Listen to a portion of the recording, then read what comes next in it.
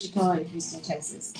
Come join me because we're going to chat about leadership and showing up and getting aligned and getting clear and taking action and voting and voting and voting and all of that stuff. So join me for some great conversation and a few laughs. And when we're done, be sure and head over to your favorite podcast platform or to my website, laurelrutledge.com, and subscribe to my weekly podcast, the Rutledge Perspective Podcast. Episodes drop every Wednesday, and they are short and sweet, commute-worthy. And I promise you, you'll get something out of every one that will help you shift your perspective. Because when you shift your perspective, you shift your circumstances. See you soon. Good morning, everybody. It is Tuesday morning. It is the 15th of November, a beautiful day here in Houston, Texas. I am at the historic KCOH-TV radio station, The Boost, KCOH Global Network, here in the historic 3rd Ward on the corner of Alameda and Wichita. And I'm just so psyched to be here, man. I was checking our shout outs from here, and I was checking the podcast stuff, and man, talk about global. Vietnam, you guys are in the house now. Cambodia, Moldova, you guys are still showing up. I mean, all over the world. And it is I just love it. I love it. I love it. Being a global citizen, I absolutely love it. So thank y'all for showing up. And today we're going to be talking about what goes around comes around, because it is Gratitude Month. And I am actually grateful. And that's sometimes what happens. When we hear the song, what goes around comes around, it always seems like it's bad, like what you do to others. And that's part of it, right? You reap what you sow. But the other part of it, I like to think about in Gratitude Month. Thank goodness sometimes stuff comes back around when we mess it up the first time. Maybe we get a second chance to do it right. So we're going to talk about that this morning. But before, I know I've been putting voting stuff at the end. But today, I want to remind y'all, Georgia, you have a runoff. Because I'm going to remind you again at the end. Georgia, you have a runoff.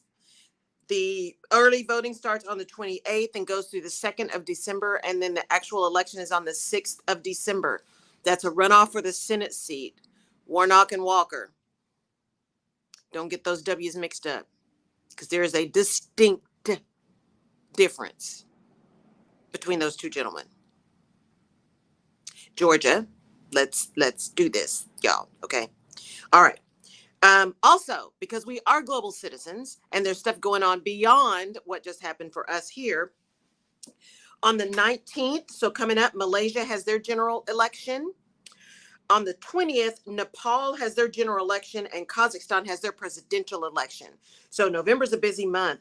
And then Equatorial Guinea also on the 20th has a general election. So what happens to one of us around the world happens to all of us. So please, pay attention to our brothers and sisters around the globe as well. We saw what happened in Brazil. Thank goodness you guys did it in Brazil. Yay. And quite frankly, while it was not necessarily everywhere what we wanted it to be, there was a lot of movement back to reasonable folks. That was my prayer, right? Just let all the reasonable adults show up in this election in the United States. And that seems to be what happens as we look at, in hindsight, right, at all the elections and the things that were happening. All the crazy fringe stuff was, for the most part, rejected. That doesn't mean that everybody's agreeing on everything. That's not what this is about. This is not everything by consensus, but at least people who are willing to have conversations and really think bigger than themselves actually showed up and voted. And that's wonderful. I loved standing in line. It was awesome. The longer the line, the happier I am, because that means people are showing up. So perspective, y'all. That's why I call it the Rutledge Perspective. You can get mad and irritated because the line is long, or you can say that means people are taking advantage of the fact that we have a right to vote here in the United States. That's what I'm saying. Okay. So let's dive into what goes around comes around. So, I've told y'all I've been in this business accelerator, and it's been very interesting. It's been very interesting. And so one of the things that I've been preparing, I kept telling y'all I'm getting ready to do this webinar, and I was going to do it on Halloween, and then I was going to do it again. And there was just something that was just preventing, beyond just regular procrastination. And I read, I think the other day, someone was talking about procrastination. It was a therapist that was talking about procrastination as like a coping mechanism. I think I talked about that last week. And so I'm like, there's something just isn't sitting right about this webinar. and the group program and the individual program. And I'm like, good morning, Jan. And what is it that's just not working? It's like it wasn't lining up. Now, y'all know me. For those of you who've been listening to me for a long time, I'm all about, you got to be in alignment. If something's not lining up, something's wrong. Go figure out what that is. So something wasn't lining up. And this program was not cheap, right? And I'm like, man, I'm behind. I got to get all this stuff done. It's great stuff, but the things I'm doing are just different, right? I've got 3 shows that I'm doing, plus I'm doing the business stuff. It needed to align. So anyway, I'd seen a post from someone that I met 5 years ago. She is a marketing expert. She's in San Antonio, marketing expert. And I met her through a different program. And I hadn't seen her on social media in a very, very long time. And she came back on social media and she was talking about kind of a shift she was doing in her business around marketing. And she's done marketing and social media for some really big folks who have big programs, big businesses, right? Multi-million-dollar businesses, big teams, all that kind of stuff. But one of the things she said was, I've been doing that, but that doesn't align with me. This doing, live launches where you're there for 10 days and all this, it's just not, it wasn't aligning. And so she said, you don't have to do that. You can do things differently that align with the way you want to promote your business. So anyway, I reached out to her and I was like, hey, let's just catch up because I haven't caught up to you in a long time. This is a shift and I really like it. Let's talk about it. And also I'm looking I need to have some conversation around some marketing. Let's see if that makes sense. So I went there on Friday and drove up Friday morning and we spent all day together on Friday. And it was awesome. It was just awesome. Number one, it was just really kind of the way she set it up is really getting aligned first before you kind of dive into the business. But she's very much aligned with me in that it starts with alignment, but it ends with action. Right. So we actually we went through numbers, we went through things to do. All real stuff. And that's why I always have such a hard time with that word coach, man. I'm so much more than a coach. And I know that's a word that people understand. It's it's a word that people relate to, but we get stuff done, right? I am your guide. I'm your Sherpa. I'm your advisor, right? In some ways, I'm your coach, right? Your mentor, your butt kicker, your cheerleader, all that stuff. It's more than that. We are going to take action. It's not just about, what do you think? And how do you think that should be? We talk about that because you got to be aligned. It's got to be you because it's not about me. It's about getting you where you want to be. But then we're going to take action. So anyway, I had this great session. And what came up to me as I was coming back home and I spent the weekend doing some stuff and realigned my calendar because I realized I am way too available, right? It makes me crazy. So my calendar was starting to get really funky in some places. And it really brings back trauma for me.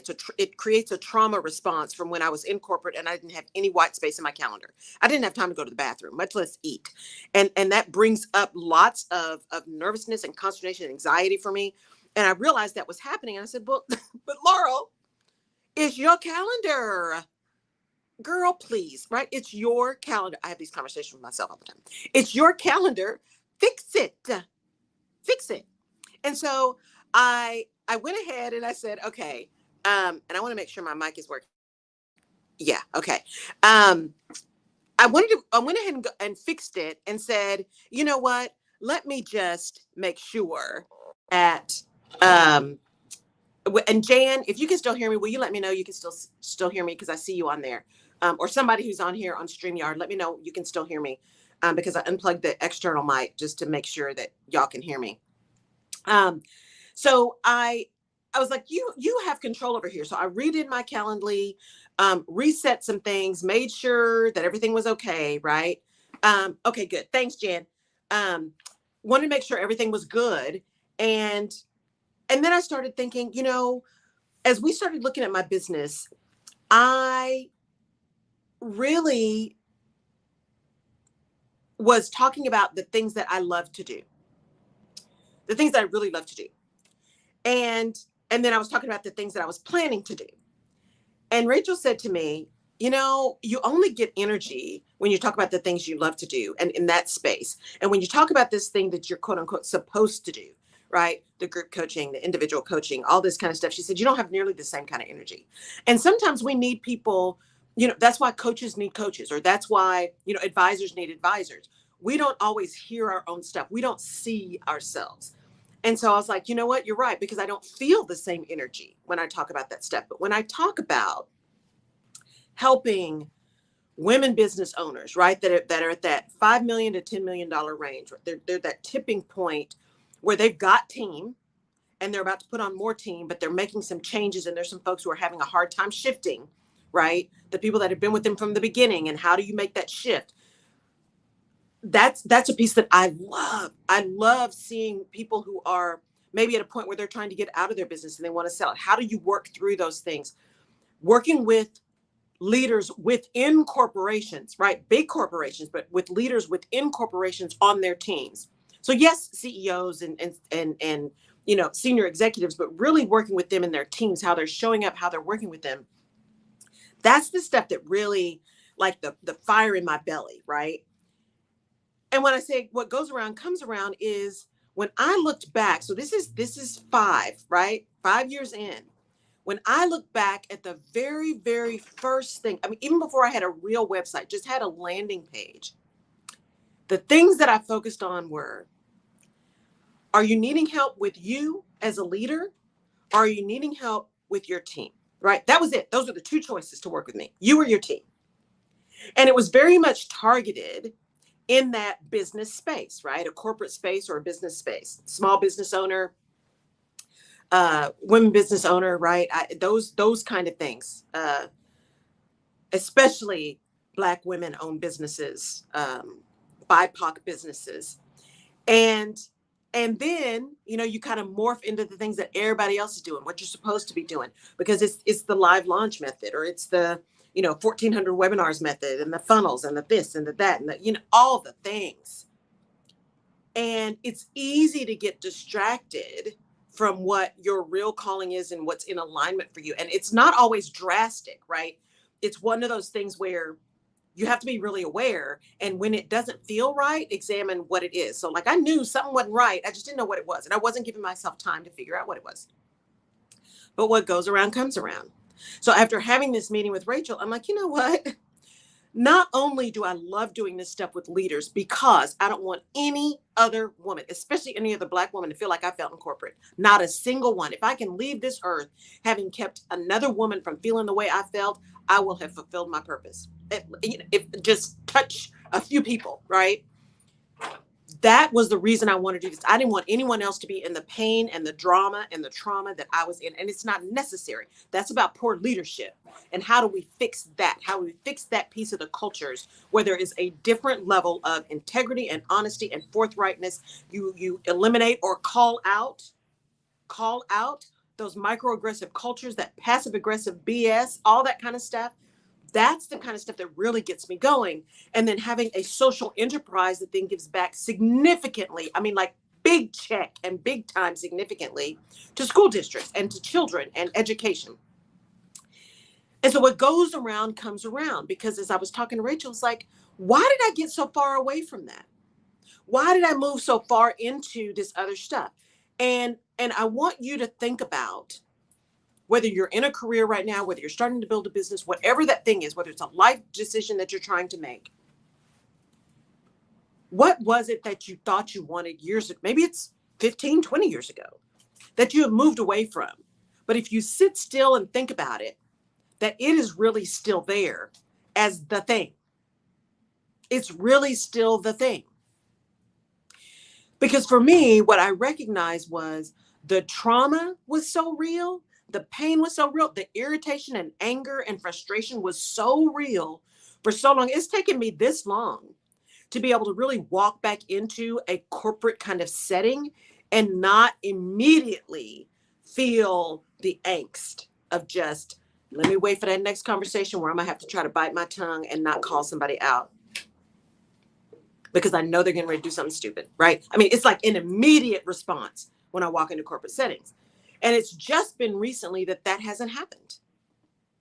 That it's that recognition, the knowledge actually getting into my gut that says, but here's the difference. I can get in and use my genius like I was always doing. Use my genius to support and to help and to serve, but I am not tied to the outcomes. I'm absolutely not tied to the outcomes. I'm going to guide, I'm going to support, we're going to do some action, we're going to make some things happen. But ultimately, those outcomes are not up to me. They're up to the person I'm serving. And so I can go in and serve with excellence, 400%, and be done.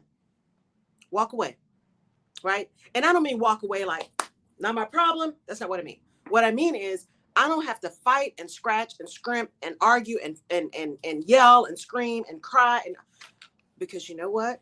You're paying me to give you the best guidance and to move you forward. You are paying me for the value of my genius and my experience. And I am giving you suggestions and guidance on what you need to do and how it's going to come out. And because I have this ability to have amazing intuition, I can see the train coming down the track, much less know the accident is about to happen, and giving that to you, right?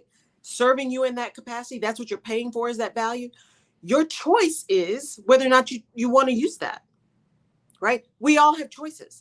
And so I can't own the choice that someone else makes. All I can own is my delivery and excellence. And so when I say what goes around comes around, and I challenge you guys to think about that, sometimes what goes around comes around is us having walked away from the thing that we know is our thing. Having walked away from that thing that we love, that thing that we are genius at, that thing that we really, really want to do. And no, it just sets our soul on fire. And yet, there's all this external pressure to do something different, to conform. Everybody's got an online business. Everybody's got a coaching business. Everybody's got everything. But what is your thing? What is your genius? What is that thing that you are stepping into, the purpose that you have, that only you have, and the ability to deliver it in only a way that you can, that you are denying people of because you're trying to do all this other stuff because everybody else said that's what you should do. You're trying to spend your time posting 4 million times a day because everybody else says you should. You're saying, oh, I got to get 1,400 followers. And every time somebody reaches out to you and says, grow your followers organically, we can do that for you. You jump right in and pay them money to get 4 million followers. Now, if that's what you want, if your goal is followers, absolutely. If you have some strategy in your mind that is reliant upon followership, and that strategy is bigger than just the followership itself, or even if the strategy is followership, maybe you're a person who's like, you know what, I'm doing an experiment or a study on how you build followership because there's things I want to do with that. I say, have at it. Have at it. But know why you're doing what you're doing. Y'all know why is my favorite question. Know why you're doing what you're doing. Because it's easy to get taken off track if you don't have a solid why to come back to. And if you're not willing to ask yourself that question and listen to the answer. I was like, why am I pushing to do this webinar? Why am I pushing to do all this stuff? Because everybody else said so. Because I'm in this business accelerator and everybody that's in it, is doing something similar. And I gave feedback to the accelerator and said, I love this. The stuff is actually really, really good. But what's missing is some individual connection, because I've got some things that are absolutely unique compared to people that are in my cohort. And I noticed I didn't say better or worse. I said unique. Because there's so many coaches, there's so many HR people, there's so many of the same thing in this cohort, which is reasonable. There are billions of people on the planet. Of course, there's a bunch of people doing the same thing because everybody needs something and resonates with something different, right? Different personalities, different delivery levels. But I haven't met anybody else that's doing 3 shows and has the experience that I have, right? In corporate, with the kind of experience that I have, having been in audit, having been in consulting and professional services, having led HR, having run a department in a business, right? That combination is unique to me. And my experiences that came out of that and what it taught me and what it gave me in terms of an ability to send and guide other people is unique. And the ability to play up on that uniqueness is critical in order to not only build a business, because that's the practical piece of it, but also to be able to serve in the way I want to serve and to show up the way I want to show up, right? To have that balance of me and who I am with a like corporate connection, an entrepreneurial connection, right? It's threading that needle. It's walking that line. And this was what I wanted and what I said in 2018. And it's now about to be 2023, right?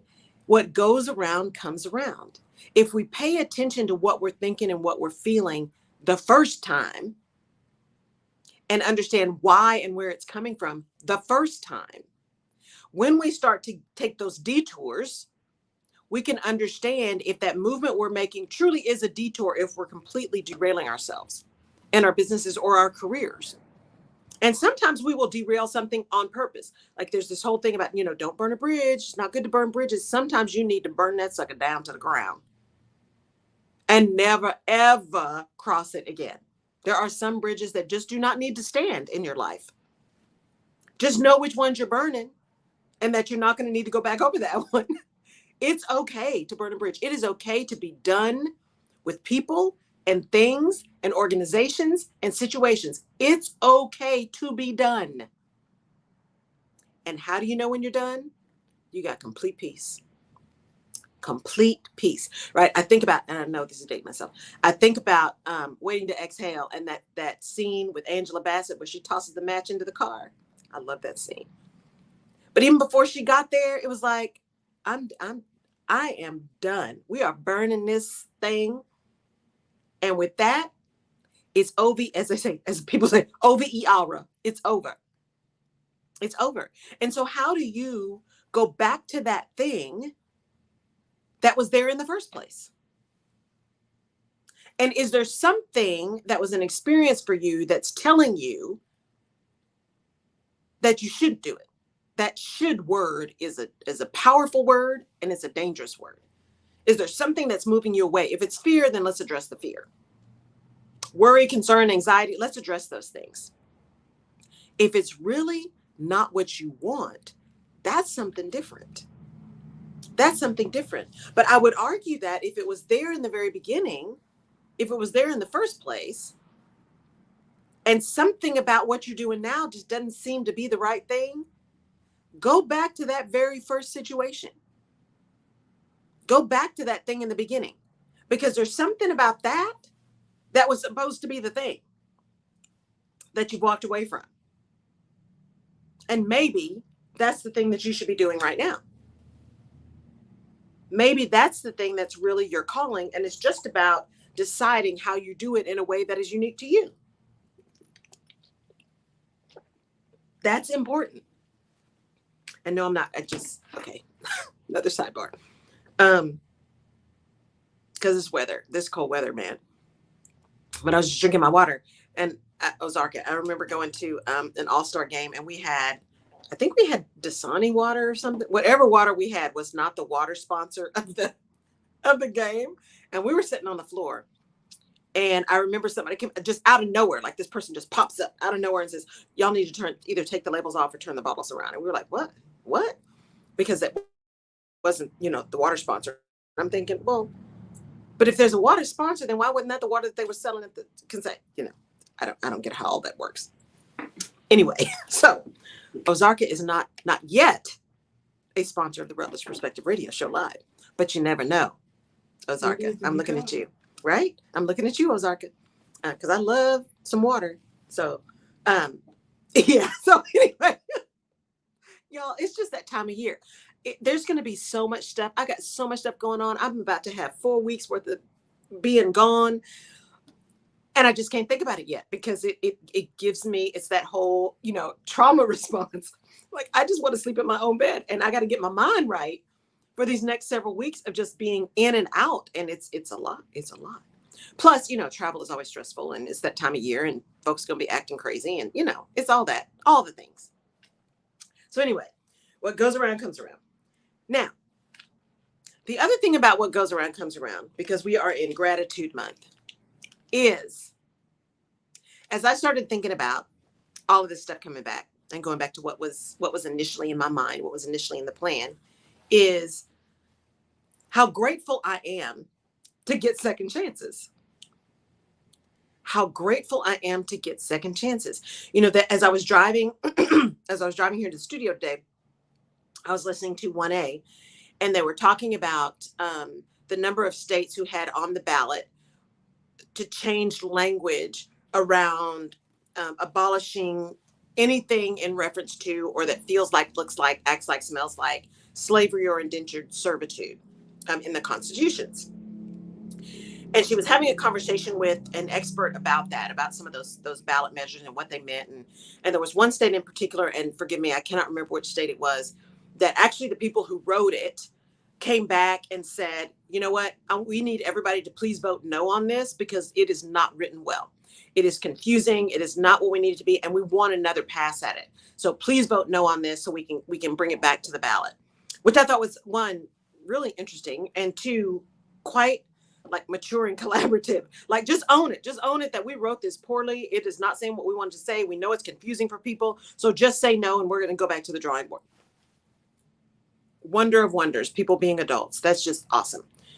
But what was interesting about that is, as he was talking about it, I thought that was about a second chance. And he said they want another chance at it. They want another chance to get it right. They want another chance to write it in a way that is not confusing. Because again, the point is to have people understand what they were voting for. They wanted another chance to go at it.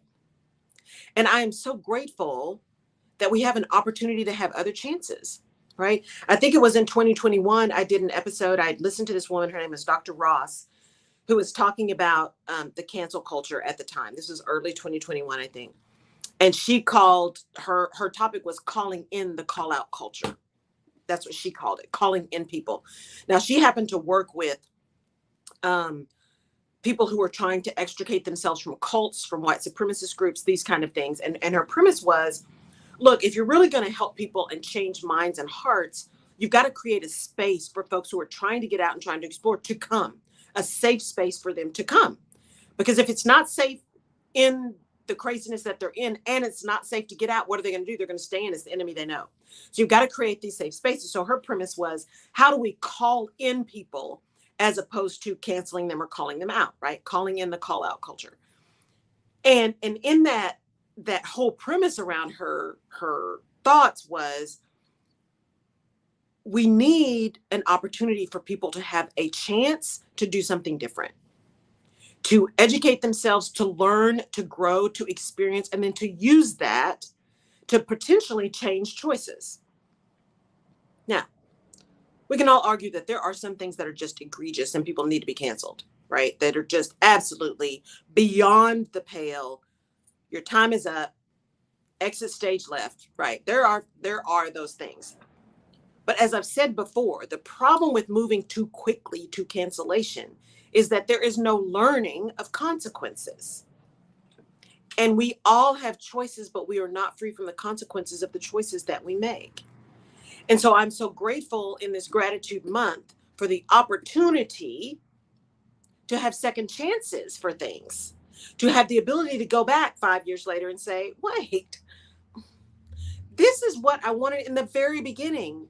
And yet, through my own fatigue and exhaustion and fear, anxiety, confusion, whatever, name all the words, I allowed, I'm not going to say other people made me, I allowed there to be space for confusion or lack of clarity or lack of courage or confidence in the thing that I thought I wanted, or just a desire to not be dealing with some folks, to take me off my game.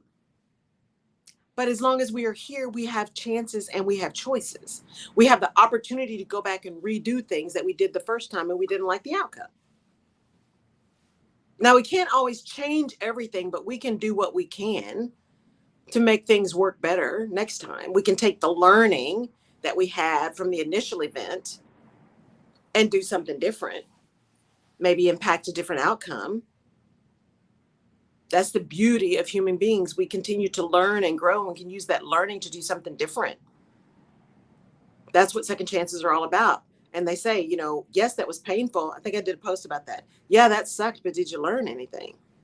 Yeah. What did you learn from that really painful situation? How did you recover from that? What did you learn about yourself? What did you learn about the situation? What are the nuggets that you're going to take with you when you see that happen again? That's the genius. And that's, for me, the thing that I have to sit in, because I've seen so much stuff, because I've done so many different things.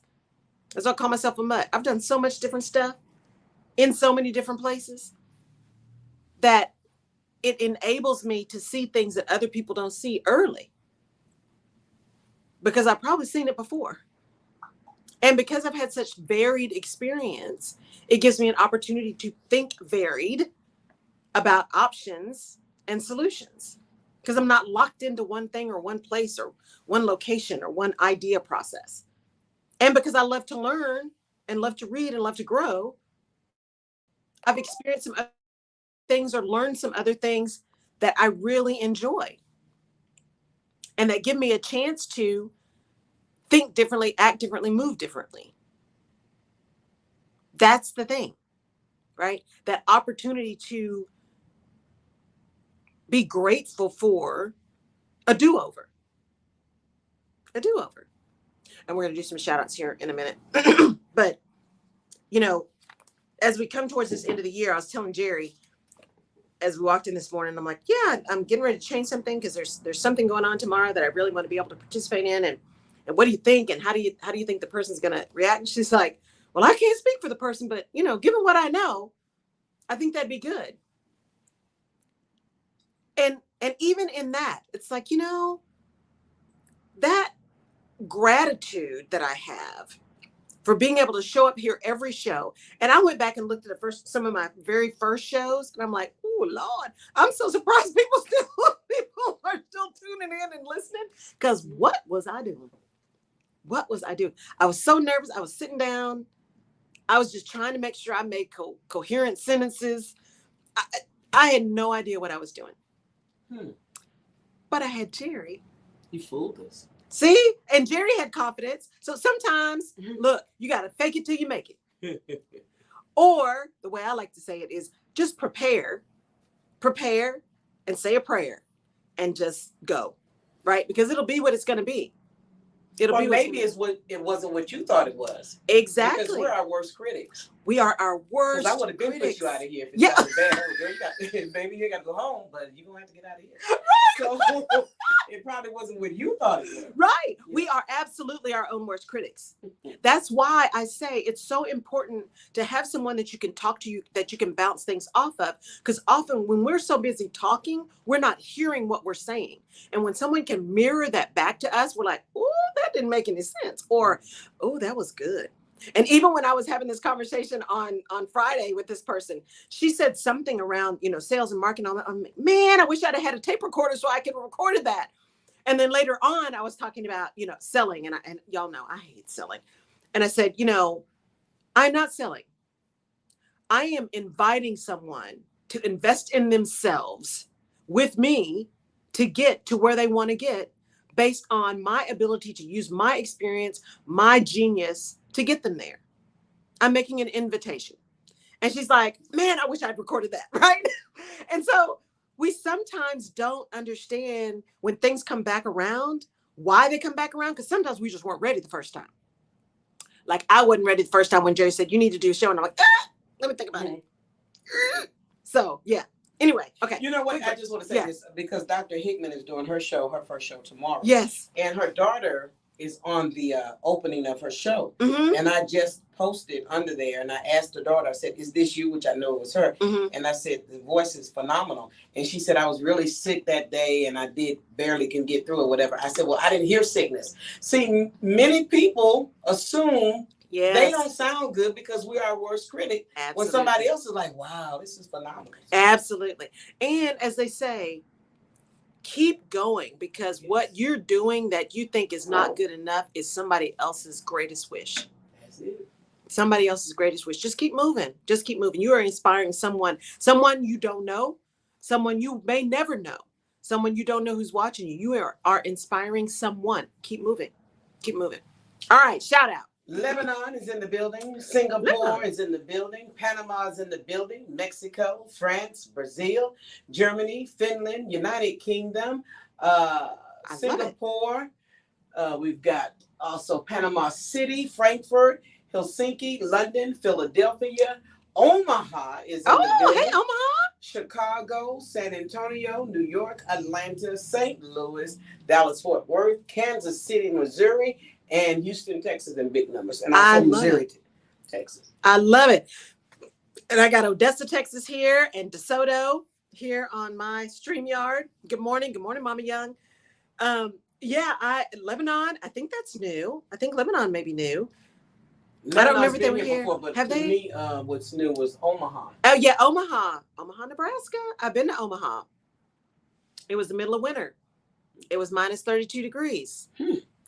Omaha, I love y'all, but, I'd love to come do a pop-up in Omaha, but it's going to have to be like June. I can't do minus 30. I cannot do that. I just had this conversation with somebody yesterday, too. Like, I don't travel north of the Mason-Dixon line.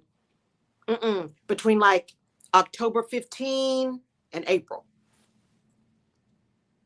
If I'm traveling to you and you're someplace cold during that time, you got a special place in my heart, man, for me to do that. Because my attitude's bad. My nerves are bad.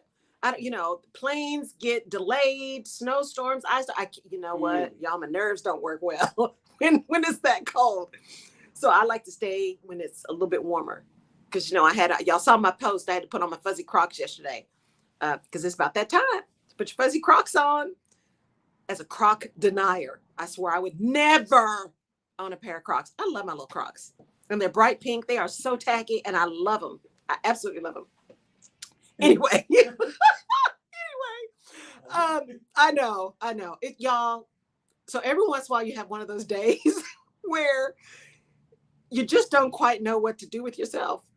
And you got so much going on. You got so much to do that you just kind of got to chuckle and just move the best you can with what you got. Because, life is short.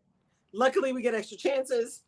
We sit in gratitude and enjoy for just having another day because we never know what's going to happen. Quick question. But aren't you your own booking agent?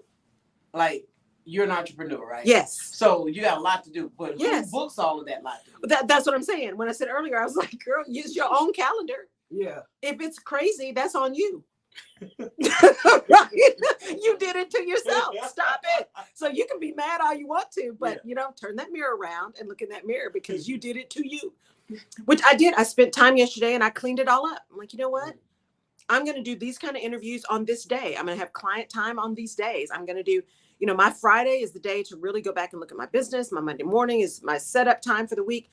I just really I had to rein it in. And then it gives me opportunity in those times that I've blocked out to make a conscious decision if I want to open that up, right? It's because it makes sense to do so. And it's not about being pompous or arrogant or egotistical or any of that. It is about understanding how I show up best, how I manage my energy best, how I know I'm going to be able to be at 1,000% for whoever I'm serving. And I can't do that if I am back to back, 5 minutes in between. So I know me, I can't do that. And so I had to reset it. Go back to that point you just made, because that's a good point. You said you decide if it makes sense or not. And if you want to do it, it's not pompous or arrogant. Right. Because there may be invitations that sound good, but they're not good for you. So how do you get past that feeling of feeling guilty? Because people will say, oh, you'll do what you want to do. And I used to say, no, I do what I want to do. Yeah. We do what we want to do. What I found is because I have such a network of amazing people, incredible people, I have no problem saying, you know what, I'm not the person, or it's not in my schedule right now, but I know somebody who can do that. Because to me, it's about service. If it's truly about service, that means it doesn't have to be me. It can be somebody else. And especially it doesn't need to be me if I can't do it 100%. If I'm not bought in, if I'm not the right person, it is better for me to pass it on. I remember when I was working in professional services, one of the reasons I got out, among other things, but one of the reasons I got out is, when you're in professional services, it's about what have you sold for me lately? What's your last sale? What last client did you get? What last client did you sell? right? And I get that. It was a partnership. You know, you're only as good as your last sale. I understand that mentality. But here's the challenge that I had as a senior manager, because you had lots of sales pressure when you're a senior manager. I wasn't going to sell something to a client just to get the sale. I just wasn't going to do that, because again, I'm the person that thinks down the road. I'm the person that thinks about relationships and integrity and how that's going to work down the road. So I've sold you something that I know in that moment you don't need. It's not going to be beneficial to you. It's going to be extremely expensive. It's not going to get you what you want. None of that. I know that in the moment, and I sell it to you anyway. Then a year down the road, or maybe even at the end of the project, you're like, that is so not what, I can't believe we did that. Then I've ruined the relationship because I've immediately eliminated trust. You can no longer trust me to have your best interest in mind, because I was more concerned about the sale. I was more concerned about saying I got the sale and I got all these people off the beach because they were on the project, right? Just like I would always staff people, I would be very careful about how I staff people. I wasn't taking all the people who didn't know anything on my project and then charging people $500 and $600 an hour for somebody who just came out of school. I wasn't doing that. I had to manage my projects in a way that got the right kind of profitability that we had to meet. But I also I did not have a problem going back to the partner and say, this is not what we're doing. Because I know we got a lot of people sitting on the beach, but you're not going to put them all on my project just because you don't have anything else to do. That's not happening, because that's not fair to the client. It's not fair to me, because then I got to manage all those folks who don't know what they're doing just because they're sitting on the beach. In other words, poor planning on your part does not constitute an emergency on mine. You hired them because your process is hire a bunch for busy season and then fire a bunch. That's the cycle, right? For those of you who know professional services, you all know that happens. They're trying to get better, but we shall see, right? It's been a decade and a half, and I still hear that going on. So it's important when you are standing in who you are and making the decisions you need to make for you, for how you manage your energy, how you manage your reputation, how you manage your integrity, and how you show up, that you do so in a way that is sustainable and that you can back up, right? If you know every time you do something at 8 or 9 or 10 o'clock at night, you're going to barely be there, don't do that. Don't do that. I was on, y'all remember Legina Ray, who was here. She's got the Stomping Ground with Legina Ray on Real Radio. And she was here on the Rutledge Perspective. And we had such a good time. And so she had me on her show. And her show is at night. Her show starts at 9 o'clock. And I was like, ooh, 9 o'clock. But we had such a good time, because what did I do? I did my work in the morning. I took a nap so I could be ready. And then I was ready. And it was awesome, right? And so we do what we got to do when we know ourselves. I made sure that day was not packed with stuff, because I knew I was going to need to get a nap in. I was going to need to have a nap in a way that I was going to be able to wake up and not be tired. Because sometimes when I wake up from a nap, I'm like, I just want to sleep some more. So I knew I had to manage me and manage my energy in a way that I could show up for her, because she was asking me to be on her show. It's her show, right? I'm going to show up the right way, just like she showed up for me. When guests show up, you expect them to show up as their best selves, because you're inviting them to be in your space. You're inviting them to be on your show. Clients are inviting you into their space to help them with a solution. And so it's incumbent upon you to show up with excellence, if that's what you want your reputation to be. I know a lot of people who are like, they just get the sale and then they don't deliver nothing. Mm-hmm. But they get one sale and they don't have to worry about that again. And they don't have to worry about the other people that person is connected with, because that reputation follows you, right? So you got to make sure when you are taking care of you that you're taking care of you, yes, for you, but you're also taking care of you so you can do the things for other people that you want to do. It's important, y'all. It's important to remember that in that gratitude of second chances is an understanding of what you need to be able to take advantage of the second chance. Because if you're doing the same thing that you did that got you the first solution, the first outcome, you're squandering your second chance. I like that you said that, because I always say you got to be referable, because that opportunity that you're given can lead to other opportunities from the person that you were connected with. But if you get in there and have it, then you're no longer referable. You're missing other opportunities. Absolutely. And I worry about that all the time, just because I'm a worrier, right? I know how I show up, right? I know how I show up. But there's still always that, oh man, did that make sense? Did I say what I wanted to say? Did I get everything out? I hope that was what they wanted. Did that really make sense? I mean, it's a constant with me, because I want to be excellent, not only for myself, but I want to be excellent for people who have chosen to do work with me, because it's a choice. It's a choice. And there are so many millions of people out there doing stuff. When someone makes a choice to listen to my show, to download my podcast, to be a guest on my show, to bring me into their organization to do work with them, I do not take that lightly. I do everything I can to be intentional in the effort that I give and the energy that I give to show up with excellence, to deliver what I said I was going to deliver. That is critical to me, because I am my brand. I am my brand. Now, if you are a product-based business, maybe that's not as big a thing to you. Although you'll hear in the clip that that LaGina just released, she was talking about, conscious consumerism. She asked me a question about conscious consumerism and whether or not I wanted to be, am I talking to an entrepreneur, conscious consumer, who am I talking to? And I said, well, conscious consumer, about brands. And what I said was, we get attracted to brands, right? The shiny colors, the fonts, the attitude, the pictures. We get attracted to that kind of stuff, right? That's that first immediate interaction, those first 7 seconds, right? Tell us whether or not we want to even be engaged with the person. But like in this answer for her, if you're really conscious, you got to look beyond that stuff and see who you're really dealing with or what you're really dealing with. It's the same thing if you're a product-based business. It might be all shiny and gleamy. I want a new, a separate keyboard for my iPad so bad. And they got some retro ones that look like typewriters and all this kind of stuff. I want one so bad, because I have found that doing planning and stuff on my iPad is really working for me. That connection. Now that I got one of those paper feel screen protectors, and I got a little nib that's more like a pen, and it works for me. There's something about that connection of mind and hand, just like praying in color, that works for me. And I want one of those keyboards so bad because they look so cool.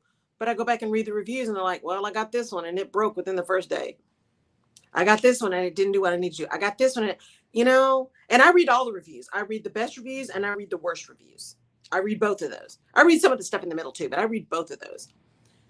So being a conscious consumer means looking beyond the surface, looking beyond the brand, the colors, the font, where they're showing up, right? Talking to people about how they deliver. Because if you really believe in what you're doing and how you're doing it, you will be okay with people saying, hey, can I talk to some of the people you've worked with?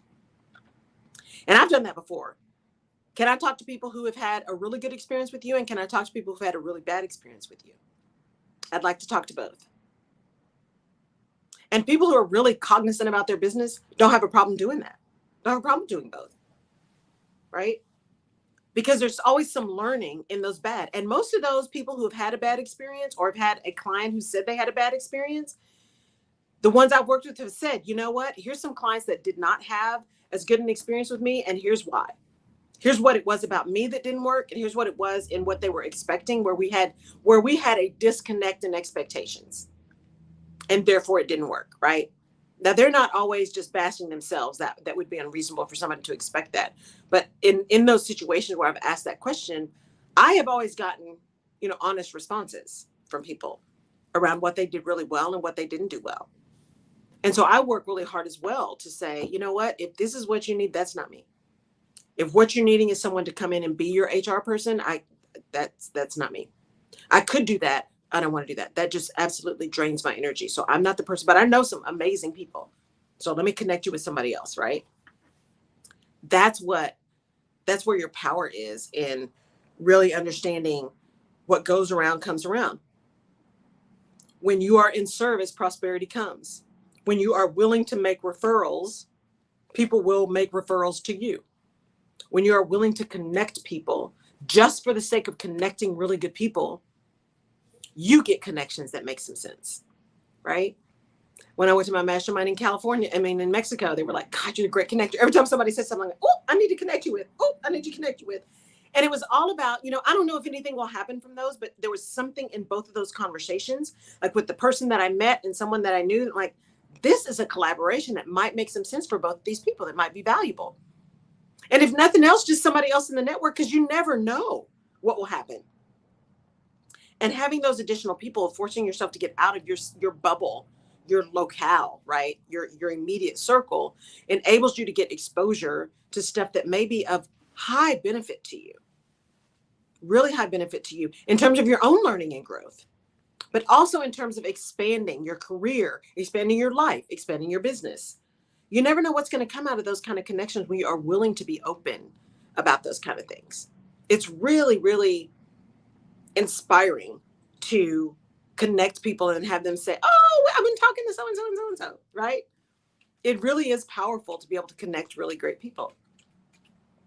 It's also powerful to be able to just not connect with people and say, yeah, no, I'm not going to respond to that. Because LinkedIn's gotten even more clever, right? But now the new thing is, hey, I want to connect with you. A direct message, right? I want to connect with you. And then you do that. Happy to connect. And then you get the, hey, so glad you're connected. Thank you so much. What are you worried about for the rest of the year? Yeah, see? So it's not the in mail that you can tell, right? The salesman in the middle that has your actual name, your full name that's in your profile. That, you know, is already a sales message because they just did a broadcast. These are getting a little more slick. Yeah, no, I'm not doing that. Not doing that. Not responding to that because I don't want you to sell me anything. Right. I am really good at knowing what I need and going out and asking for it. Which is the other reason why I have a hard time selling. Because I don't want to be that person. But what goes around comes around. And that means because I've been able to connect with people and I've been able to connect people to other people, that I have a network and a level of connections that I can now go back and say, hey, you know, I've also come full circle. Here's what I'm doing. Here's the value that I have added for folks. Here's what I would love to be able to do. If you know someone who needs this, I would absolutely love the referral. And you know me well enough to know that I'm going to deliver with excellence if it works out. And if it's not, I will tell you about that. It's just, I wasn't the right person, right? But it's sitting in gratitude for what you have and the connections that you have. And then understanding that when something comes back around, it's a chance for a do-over. Not all do-overs are bad. Not all do-overs are bad. And there's a lot of times, I mean, you got to be careful because you can sometimes get yourself into a situation where you're reviewing and redoing everything, right? You're in such critical mode that everything you do, you're highly critical of it. But there's nothing wrong with a postmortem. What did I learn? How did I do? What would I do different?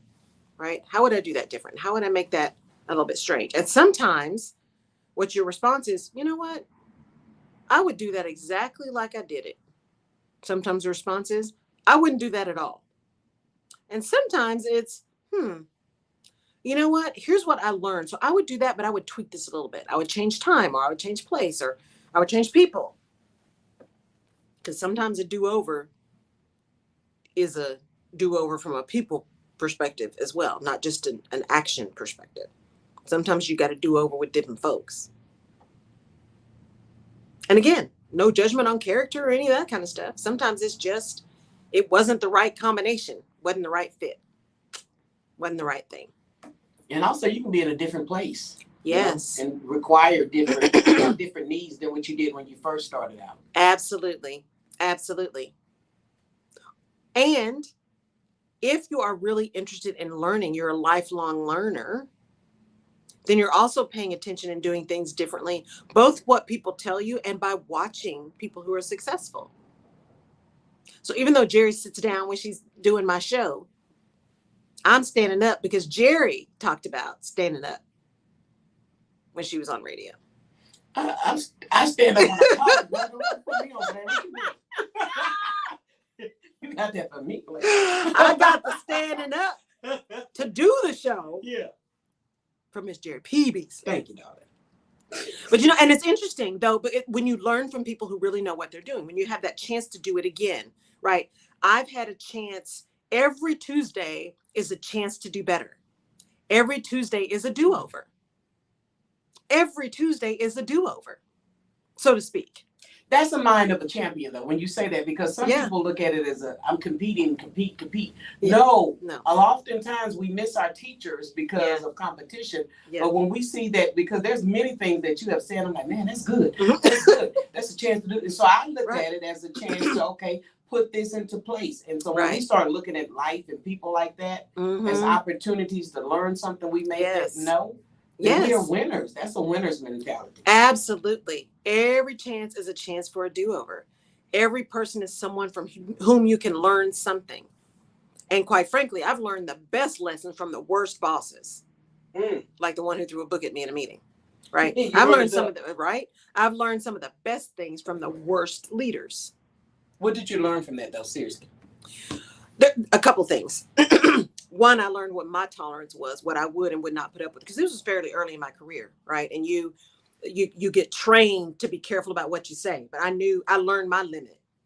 That was number one, and that was important. I learned what I was willing to put up with and what I wasn't willing to put up with, and where I was willing to fight for me. The second thing I learned was about being prepared with response to stuff that was just a lie, and how to do that in a way that was both professional and clear, right? And then the third thing I learned was that's just not how you treat people.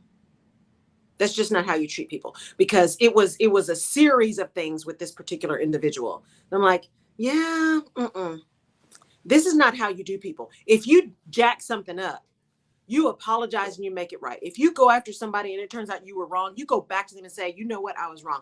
As that saying says, your apology needs to be just as loud as your disrespect was. And I learned that. I learned to publicly say, you know what, we screwed that up, and here's what we're doing, and we own that, and here's what we're doing.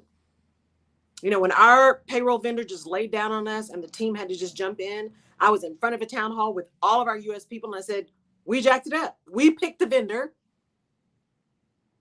We were ready. We thought they were ready.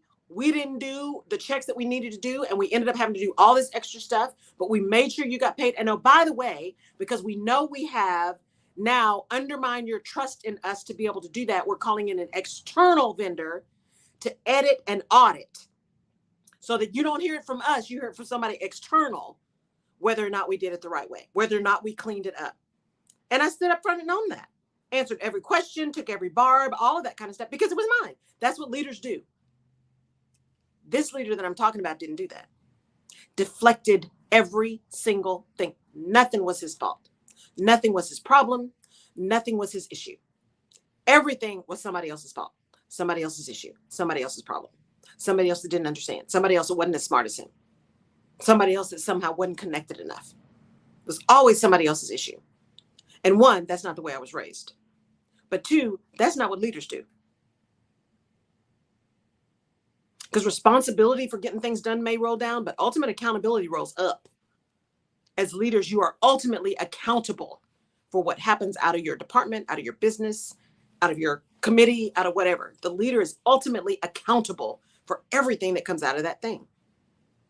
And I am grateful that I had the exposure to these people, and I'm grateful for the do-over to have multiple opportunities to lead, to learn that, and to learn my own quirks. Because I also know there'll be times when it almost feels manic, where I'm just like, I have got to get out. I've got to leave. This is not where I want to be. And I can feel it coming, where I'm not necessarily making the best decisions. I just know I've got to extricate myself from that situation. I can't take it anymore. I cannot be around the people. I cannot be in the environment. I cannot. I have to go. And when I was young, I would do that. Now, if my brother and I had gone somewhere and I just leave, my parents were like, but where's your brother? If it was that bad that you had to leave, why'd you leave him there? Good question. Really good question, right? In hindsight, I realized I was overloaded. My nervous system was completely overloaded. I just couldn't take it. I had to get out of that situation. And I didn't know how to do that any way than actually physically getting myself out of there, right? Now I've learned how to do that a little bit differently, right? That whole polyvagal thing, right? I've learned how to manage that differently. I've learned how to take that time in the mornings by myself to get myself together, to make sure I'm good and clean and calm before I engage with anybody, even people I love. Because if I don't set that that grounding first, my ability to deal with a lot of noise and a lot of engagement is really, really low. It's just, I got sensory overload, y'all. I absorb so much energy. And when there's a lot of stuff around me, it just, I have to have that grounding first in order for me to manage through all that external energy, right? But now I know that. Now at this age, I know that. I didn't know that before. I know that now. And I'm grateful that I have that do-over, that I know it. I also know when sometimes I'm like, you know what? Today, I'm out. I am just off the grid today. And I can do that. I can do that. And you can too, even in your organizations. You can do that. If you need a day where you're out, take your vacation day. Take a mental health day. Do whatever you need to do to extricate yourself from a situation that you might respond in a way that you cannot come back from. Because words once spoken can't be retracted. You can apologize for them, but they're out there now. So as you go through the rest of this week, as we wind up, think about your do-overs. You know, what goes around comes around. Think about it as a do-over, an opportunity to sit in gratitude for the chance to do it again, to do it better, to take what you learned, to make adjustments. Because not all what goes around comes around is bad. Sometimes it's your opportunity to do good. All right, y'all. Thank you for indulging me today. I really appreciate it. Love spending Tuesdays with y'all. Next week Thanksgiving, Jerry? Oh, I don't know. Is that right? I think next week is Thanksgiving. So stay tuned. We're going to be moving some shows around because of the holiday. But we'll be here next week for gratitude, but the week after that, not. Talk to y'all later. See you next week. Bye.